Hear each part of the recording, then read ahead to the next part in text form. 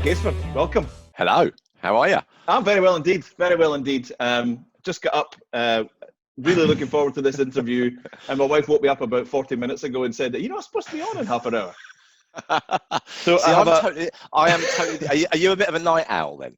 Yes, oh, totally. See, I'm exactly the opposite. My brain fires up at about 5 o'clock in the morning, and I'm usually out walking the dogs by 5:30, 6 o'clock in the morning. That's my moment of inspiration. That's where I get all the stupid ideas from. And by about 6 o'clock in the evening, my brain has died. So wow. That's it. I'm dead. I feel myself right now. I feel like a marshmallow, and I feel myself becoming more sparky throughout the day. And if it was up to me, if I had no family or anything, I would probably be a night owl. I would probably be the guy watching movies at 3, 4 in the morning. Oh my God, no, see, I'm dead. I'm absolutely dead to the world by then. Gone. However, thank you so much for coming on. I know you're extremely busy, and we can explain what that busy feels like as we progress through. If I could we go back, be cheeky, and ask you to go back 6 months and give us the 6 months ago, pre-COVID, what's Redsprout all about? What a question. We still are, essentially we were a marketing recruitment business. So we used to work with a ton of marketing ad agencies, brand agencies, and help them find amazing people. That was the core of what we did. But I think it's because of my crazy mind, but we always kind of came at it from a very sort of different point of view, and it was always going to be because the recruitment industry is shit, right? I mean, everybody knows that if you're a client, a company, you get all these bloody calls from people all the same bloody rubbish.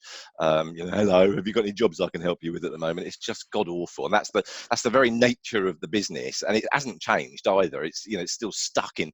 I mean, we're going back 6 months here, but this goes back to the 1980s, and that's how we all used to do it. And largely it's all the bloody same, really, because people haven't really caught on to this idea of, if I'm doing a video kind of on this today as well, people haven't caught on to this idea of social media and how to utilize it. But we're all obsessed about the channel, the social media, the fact that we've got to use video, and actually what we've lost is the concept of an idea, and then actually you work that idea into social media, into video, but everyone just goes, oh, we need to do video. And so you get the same kind of thing that we had in 1987, and the same kind of thing you get on the phone calls as well, which is, hi, I'm Mark, I work for Redsprout, we're a recruitment business, can we help you? And that's the same on every channel. You think, for Christ's sake, guys, will you just stop and think and come at this from a different angle? So 6 months ago, that's where we were. We were a recruitment business, but we were kind of trying to position ourselves very differently by doing different stuff, essentially. And why specifically specialist marketing and sales and just because of the very nature. So I mean, the nature of our industry has changed massively, and you've really got to understand the industry that you're recruiting into. I mean, it's the same for you. Oil and gas. I mean, oil and gas, great, but and the recruiters would go, yeah, well, I can find you an accountant, and I can find you someone who can work on an oil rig, and I can find you a project manager to work on this project for oil and gas. Actually, you need to know a lot more about it, because all you're doing then as a recruiter is basically looking for keywords on a CV. And who wants to pay for that? I mean, that's a crap service, So you had a background in that sales, marketing, graphic design, web design, marketing? Do you know, weirdly, no. Actually, my son, and what got me hooked into it was that my son went and did a graphic design degree, and I really started to get into it.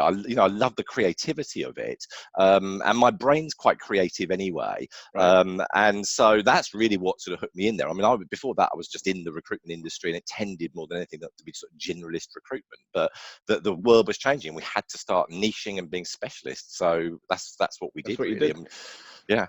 So alongside specialist marketing recruitment, I would say in parallel, not as well as, but you've also become, I'm sure by design, what I call an authentic content evangelist, right? So it seems from the outside looking in that you tell the world that you've rewritten the book on traditional marketing, almost rewritten that book. You do things in a different way. You do things in a fresh way that's quite inspirational, and you put a lot out there, a lot of really authentic stuff. And you tell the world that you don't really spend anything on marketing. How did you come to that point? What was the I didn't have any money. I'll make some videos. You've just shattered the illusion. I mean, if you're going to do marketing, you've got no money, you've got to find a way around that, haven't you? So, Yeah. no, I mean, to be honest with you, I mean, that is true, actually, to a large extent. I mean, I didn't have a massive amount of money to spend on marketing, so you kind of got to find a way through that. But it's all bullshit. It's all bullshit. It's all, and it's full of bloody acronyms. I mean, one of my first videos was just taking the piss out of our own industry and the fact that we fill it with all these acronyms and these bloody made up words that are meaningless. And actually, what are you actually trying to say? And so all I did essentially, I mean, you'll probably get the impression, Eric, I'm fairly blunt and to the point anyway, but why, that's what people want. You hear all these stories about millennials, and I hate the word, but running away from this sort of advertising and being marketed at. So don't, just tell them straight. And so I just kind of started doing that, really. And that is me anyway. So I wasn't really faking it. I was just being myself. And my attitude was, well, if you don't like me, we're probably not going to work together anyway, because at some point in our relationship, you'll realize you don't like me. So I might as well just show the world who I am. And the ones that do like me, great, come and work with me, because we'll probably get on like a house on fire. And if you don't, see you later. It doesn't matter. So you started making all the content, you started making all the really inspirational stuff, the stuff that has a meaning, that's centered in why and all of that. How many followers did you end up with on LinkedIn? Oh, so it was crazy. I mean, obviously we all start with zero. I think by about 2 years ago, I'd got to about 7,000, and that's still quite a nice number. But I was in recruitment, so of course we were stalking the hell out of people on LinkedIn for recruitment purposes. So I'd kind of built up my following then, and then we created one video with the job descriptions video that was just ripping the mickey out of it, and literally, I swear on everything, I swear on my children's lives, what happened was at that point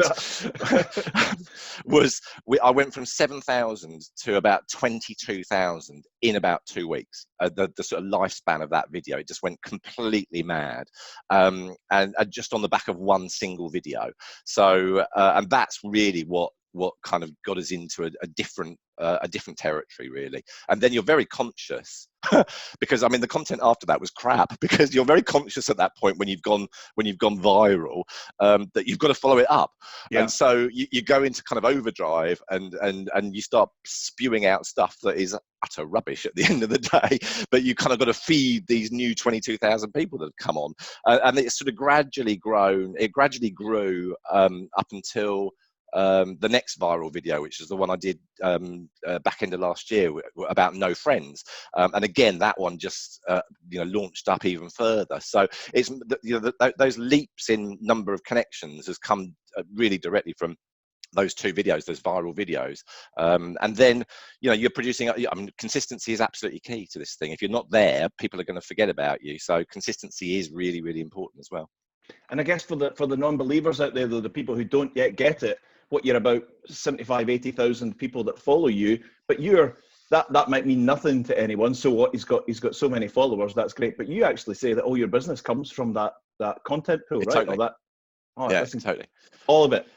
Yeah, incredible. I mean, and again, you look back at the sort of recruitment model, which is very much sales on the phone, and we don't do that. We did it in the beginning because we had to, but now what happens is, as a result of the content that we put out there, we get clients who say he's an idiot, I like him, and I want to do business with him, and they phone us up, and that's the way it works, which is mad. The psychology behind this, honestly, is absolutely, it's simple. Baffling.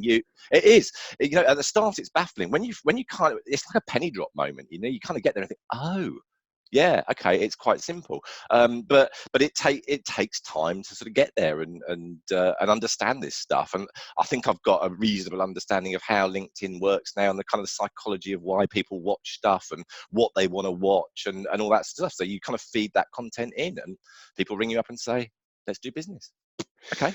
So specialist marketing growing great going into Christmas. I'm sure you set as we all have to do your little forecasts and stuff like that, and probably looking good for 2020 was probably going to be a gangbusters year for you, right? We were honestly, we were rocking it. The first 2.5 months up until the middle of March, best ever, records. I mean, honestly, it was just brilliant, and then it fell off a cliff.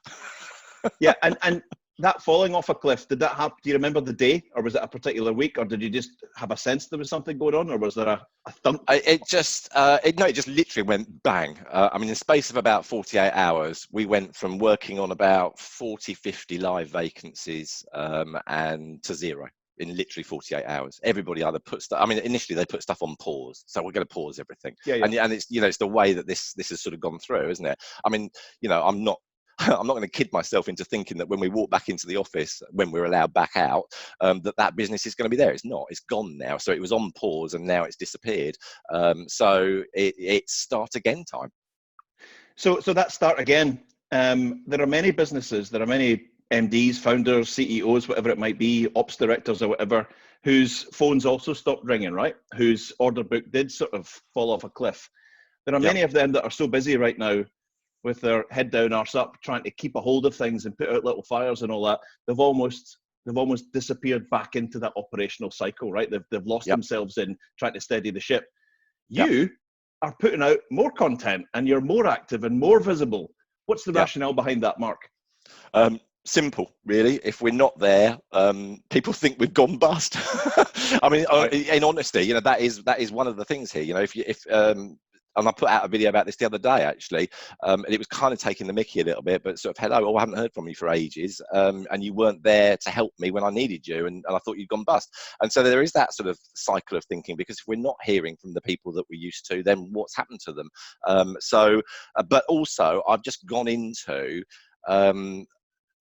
help mode, to be honest. That's where I'm at the moment, because I'm a bald-headed 53-year-old grey-haired idiot, and I've worked my way through a couple of recessions previously, and so I know I've been through this before. Okay, no one's been through what we're going through now, but there are massive similarities with going through 2008, 2009, and 2000. The recessions that have come before us, and so I've got knowledge, I've got life experience, I've got business experience that if I can give and help people that maybe started a business a year ago or 2 years ago and have not worked through recession, brilliant.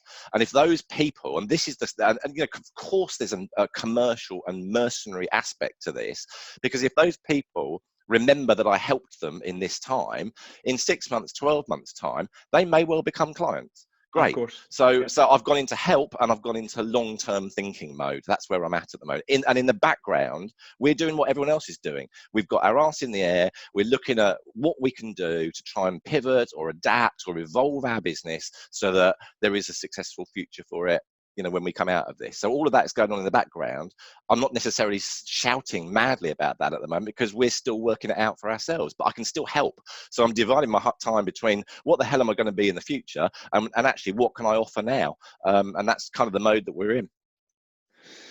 One of the things that interests me about you is I've never seen this before. This is completely unique to me. Is usually when a business develops a secret sauce, they keep it secret, right? And it's under wraps, and this is what's going to make us billionaires, and this is what we protect with our lives. You have come. We don't. I know, exactly. That's the point. So you've discovered something which is really meaningful. You get all your business from your content. Then you turn around and you say, look, okay, we're a specialist recruitment company. I make videos about that, but you've done it for ages. Here's what we did. Here's how we did it. I'll even show you how to do it. You were running bloody classes on it just before the outbreak broke. Where does that mentality come from? Because it's not normal. It's simple because it's simple because actually no one, this is weird, but this is so true. You tell people how to do it, and you give them all of the facts and all of the resources to be able to do it.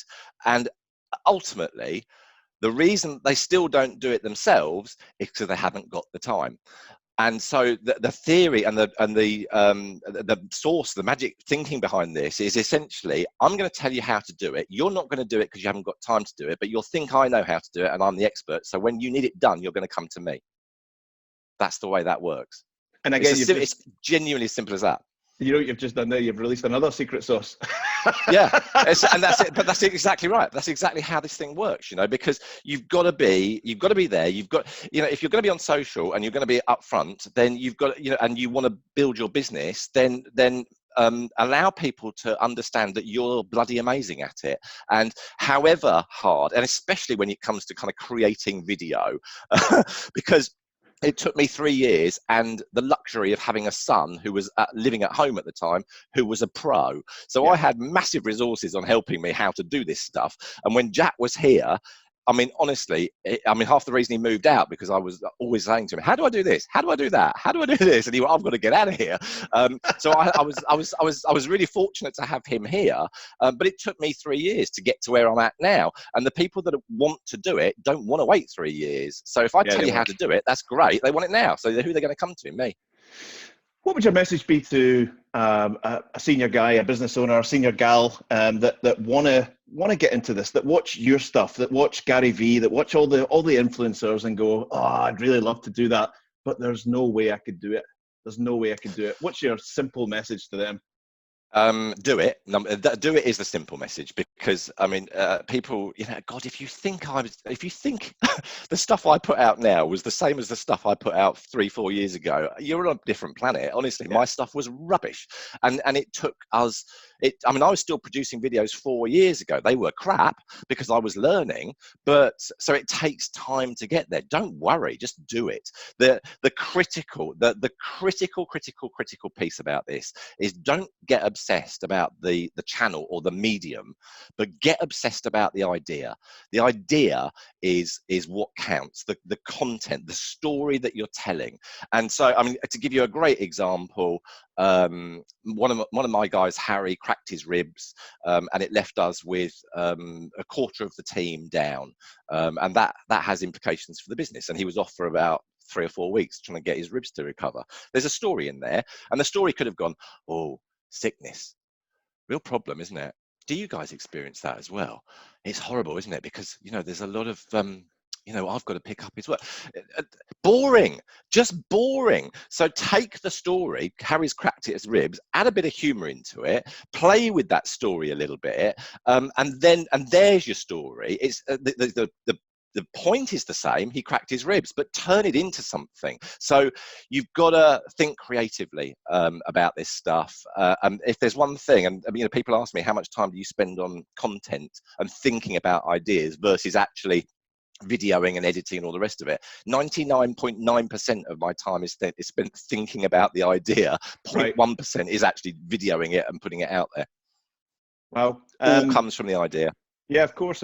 So there's certainly, people see the video and they think that's quite entertaining. There's a good message in there, but it's actually been really well thought out. It's really a lot of time and effort. There's probably at least 24 hours thinking behind that video before you get to that 1.5 minute video. Yeah, so 24 hours thinking. And I think what did you say in one of your posts yesterday, that in 2019 you put out something like 380 odd posts, most of that video?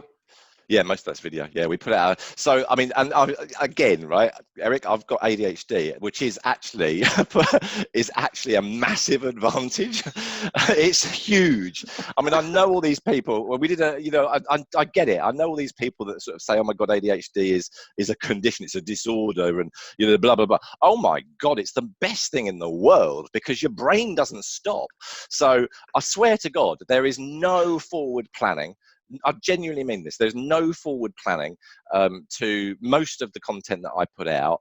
Most of it, the idea has come from walking the dogs in the morning when I'm just out and walking. And then when I get back, the next 2 hours are probably actually putting it together and just writing scripts and thinking about where you can take that story. Then we edit, then we video, it's out the next morning. And that's how the cycle works. And but that comes from having a crazy brain like mine, because it just doesn't switch off.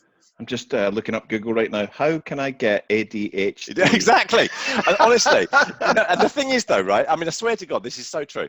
I've worked for many companies. Most bosses thought I was a twat and didn't want me to work there anymore because I don't really conform and I don't fit into this is what we want you to do, Mark. Since running my own business, I can be as mad and crazy and loopy as I want to be. I've got some barriers in there that help me. Her name's Olivia. And so if I come out with something that's completely stupid, she says absolutely not.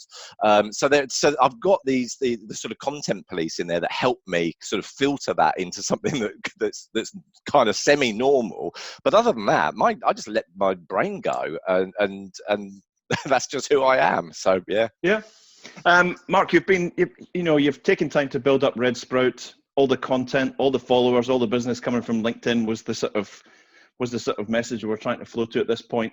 You've been quite open about how difficult it was for you to make the decision to furlough your team, and quite open on the subject of what you call this sort of stick and plaster concept or syndrome, which is going to happen, which is all about what happens when the government rip that plaster off. That concerns you, right? Yeah, absolutely, because I think all we're doing, and it's the right thing to do. Don't get me wrong. I'm not saying they've made the wrong decision. I think they've made the only decision that they could have made.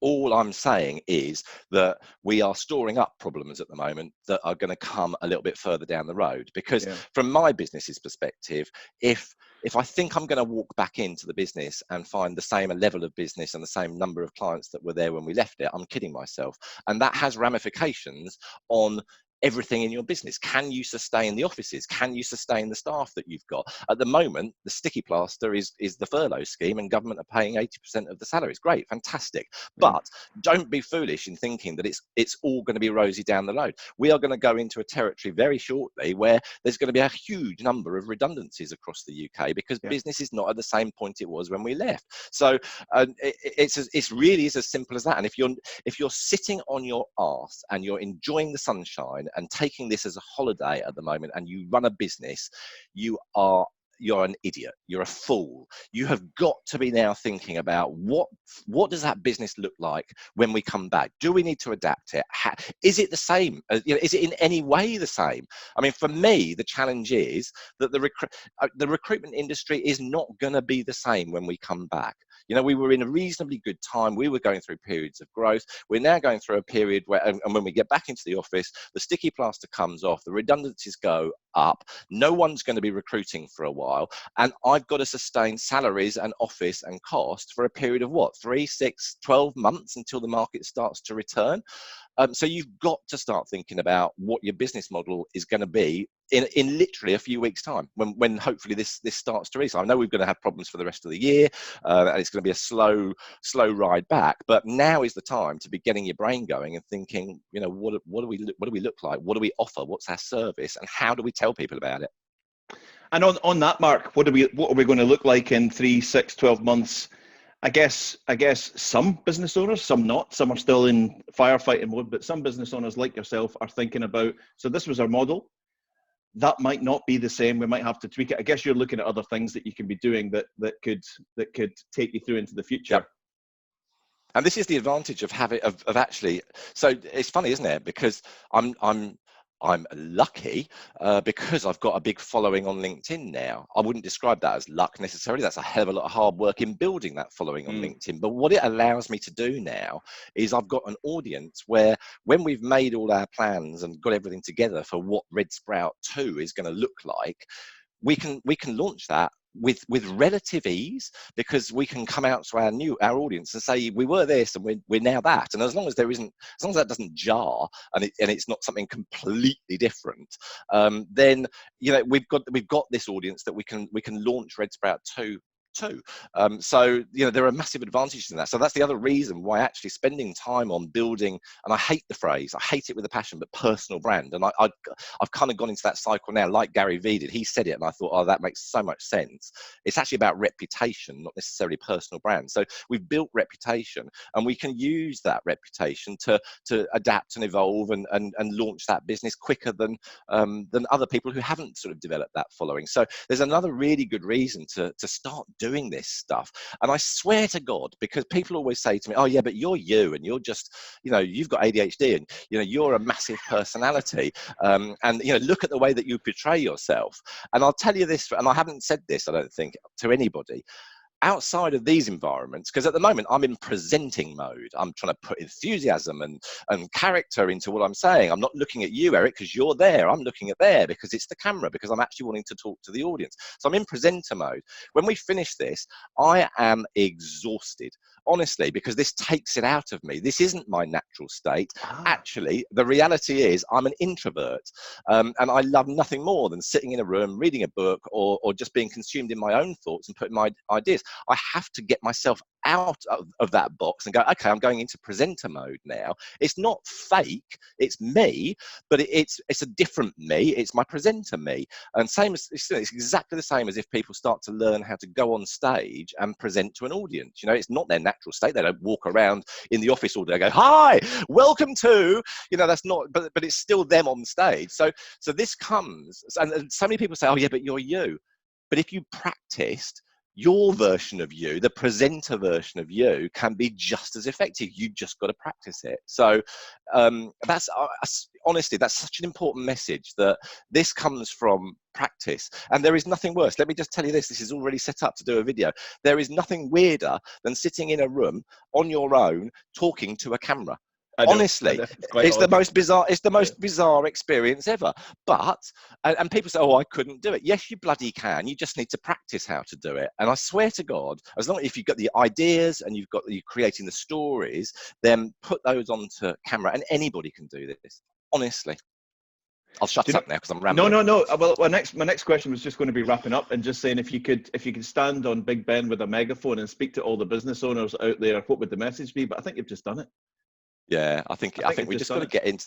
Yeah, we just got to get into this. I think we just got to be thinking. I genuinely think we've got to be really thinking. We've got to be posing questions to ourselves at the moment. No one knows what the future's going to be like, but now is not the time to be sitting in a deck chair taking in the sun. It's actually time to be getting our thinking caps on and imagining what we're starting to get a picture of what life could be after this. I think we're in for a longer journey. When we're released from our lockdown, there's still going to be an element of social distancing out there. How's that going to impact people's businesses? What do I do as a businessman to be able to make sure that I've still got a successful future? I think that's just where we need to be at the moment. And you may come up with some crazy ideas that in hindsight were crazy and lunatic, but at least you're coming up with ideas, and at least you're starting to challenge things and work out which direction to go. And when the reality does become clearer, 3 ideas ago, that you'll have imagined that scenario. Go with it because you've already thought it through, rather than having to react to the situation when it arrives and you've got another 3-4 weeks of thinking to do. You've already done it. So that would be my message. Every good book or film about a dystopian future has got someone in it who's head down with everyone else, but stands up and says, no, we're going to do something different, come with me, and usually ends up taking people to a better place. I think you're a bit like that, Mark. We wish you no, I do honestly. I think that we were just before we came onto the recording, we were talking about how I was speaking to someone yesterday in Glasgow who's like, Mark Gaisford really inspires us. I think that's the message getting pushed further and further out there. I think there's a leadership change coming in business. I think it has to come. How can people get a hold of you, Mark, if they have any questions or recruitment issues or anything like that they'd like to discuss with you? I swear to God, my LinkedIn is just ridiculous. But you drop me a message on LinkedIn, but you'll probably get a much quicker response if you just email me. So mark@redsprout.co.uk. Fantastic. We wish you all the best and thanks for coming on. Thank you. Cheers, Eric. Thanks, Mark. Bye-bye.